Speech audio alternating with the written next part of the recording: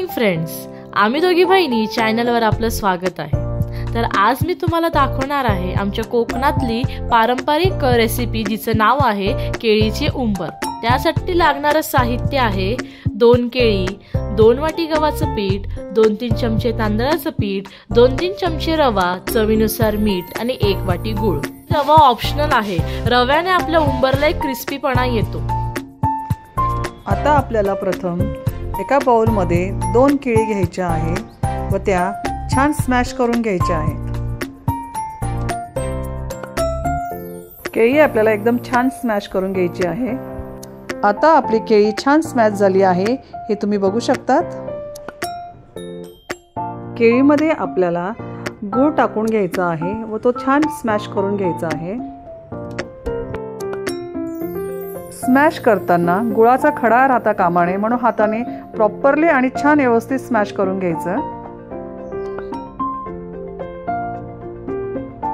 तुम्ही आता बघू शकता आपला गूळ छान आता वितळला आहे। त्यामध्ये आता केळी आणि गुळाचं मिश्रण छान तयार झालं आहे। त्यात आपल्याला आता पीठ घालायचे आहेत।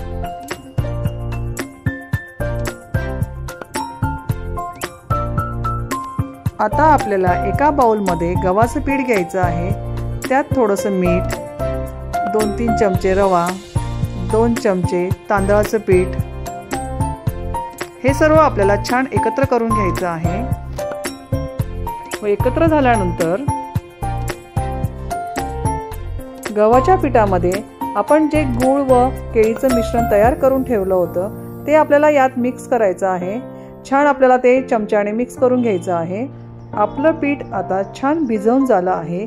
जर ते घट्ट जास्त वाटलं तर त्यात जरा पाणी घालायचं व ते छान मिक्स करून ठेवायचं आणि हे मिक्स केलेलं पीठ 3 ते 4 तास आपल्याला असंच ठेवायचं आहे। त्यानंतर आपल्याला याचे उंबर तयार करायचे आहेत।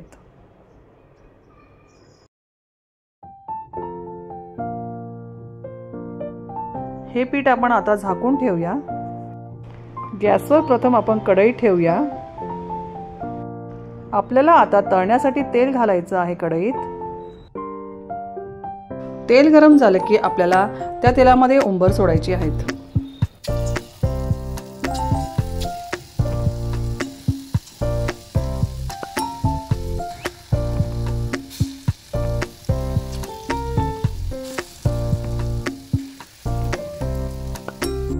तुम्ही बघू शकता की उंबरला किती छान कलर आला आहे। आता एका साइडने छान कलर आला आहे, त्याला आपण आता पलटून घेऊया।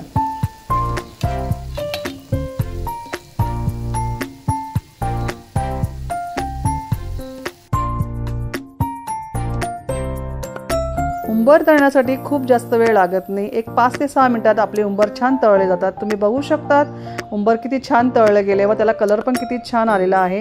आता आपले उंबर रेडी झाले आहे, ते आपण आता काढून घेऊया। अशाच प्रकारे आपण बाकीचे उंबर तळून घेऊया। तर तुम्हाला मी या उंबरची एक सोपी टिप्स सांगते। जर तुम्हाला वेळ नसेल की 4-5 तास भिजत घालण्यासाठी तर मग ऐन मोमेंटला त्याच्यात थोडा सोडा घालायचा, त्याच्याने पण आपली उंबर छान फुलतात व सुंदर खुसखुशीत होतात।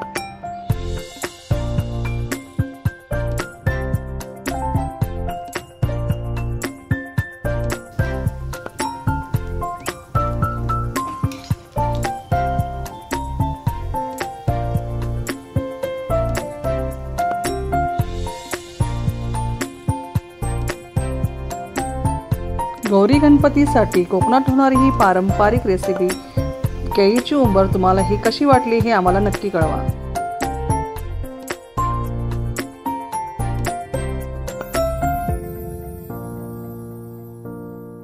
अशाच नवनवीन रेसिपीसाठी आम्ही दोघी बहिणी हे चॅनल तुम्ही लाईक करा, शेअर करा, सबस्क्राईब करा। थँक्यू।